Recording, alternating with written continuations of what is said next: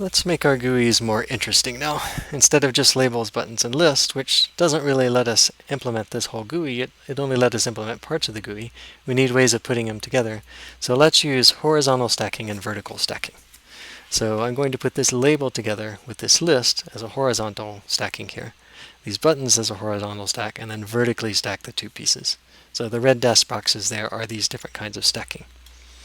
And in a vertical stack, I have two sub-GUIs that I'm putting together, and in a horizontal stack, I similarly have two sub-GUIs. So I'm refining my program now. I've already able to represent those three kinds of GUIs, but now I need two kinds of more GUIs, which is vertical and horizontal. A vertical has two things. It has a top and a bottom. What kind of value is the top part of a vertically stacked GUI? That's also a GUI. And how about the bottom part? That's also a GUI. Horizontal, it's the same thing. We have left GUI and right GUI, right? But stacked horizontally instead of vertically. So you'll notice that I updated my type definition. That means that anything that was derived from that type definition now needs to be fixed up. And the first thing that was derived from that type definition was a test. Because we had 3 tests since we had 3 choices before, now we need at least 2 more tests. So I need to know, for example, what happens when you read screen of vertically stacked things. Let's say we vertically stack a label hi and a button that says buy and is enabled.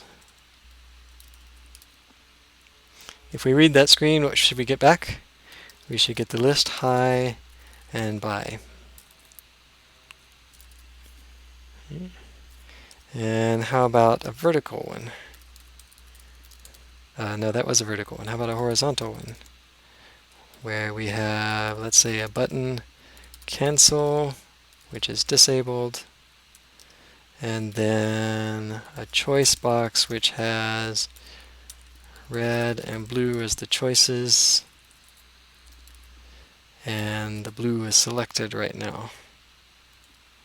In that case, what should we get back? The set of labels is cancel, red, and blue. So updating our examples were pretty straightforward there. Now, what would happen when we do the template?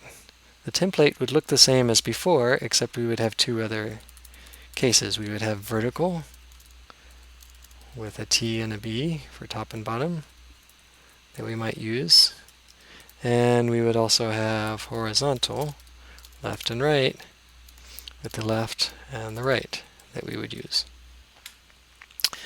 But in fact, this is not the complete template because T is itself a GUI, as we see in our type definition. And that refers to a type definition, the same type definition, which means our template should suggest that we almost certainly want to recur on T. And because B is a GUI, we almost certainly want to recur on B as well. And that's true for left and right. For left, we almost certainly want to recur on it.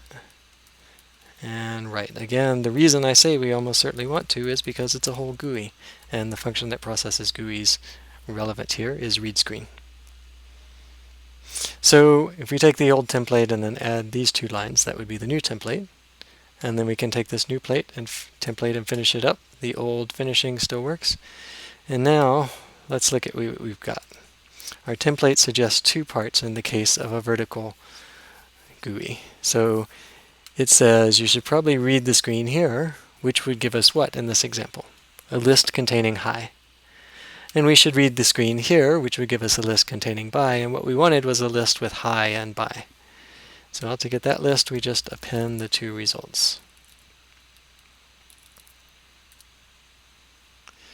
Similarly, here we have horizontal, and our template suggests that we read each of them, which is going to give us a list of string back, and we append both of those.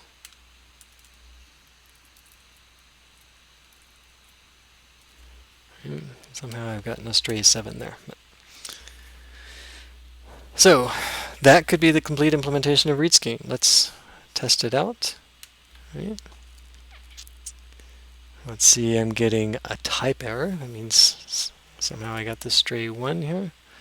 So let's fix that.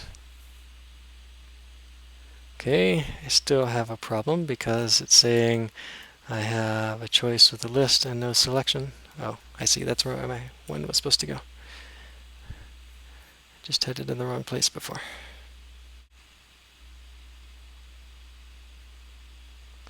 And now all of our tests have passed.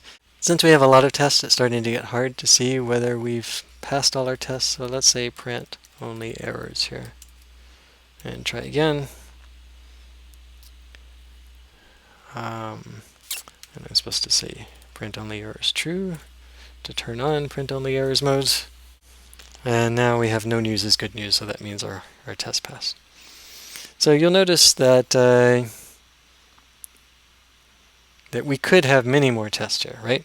We could have horizontal of vertical of horizontal of vertical and so on. In fact, we could represent this GUI with this GUI1 definition here, represents the one depicted there, right? But as long as you cover all of the cases, then often you have pretty good coverage on your test. I would happily add one more test here. I just don't want to type it all out at the moment.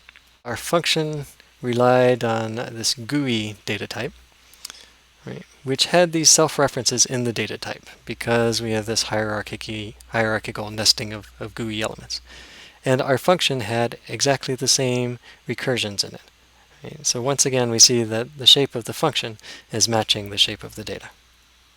Just to remind you what you've been seeing, that design recipe was first, determine the representation, right, how you're going to represent data in your program. Write some examples, which will turn into tests using the test form. Create a template for the implementation, right? It's type place plus some recursions that are implied or some references to other data definitions that are implied by references within type case. Then finish implementing the body and then run the tests.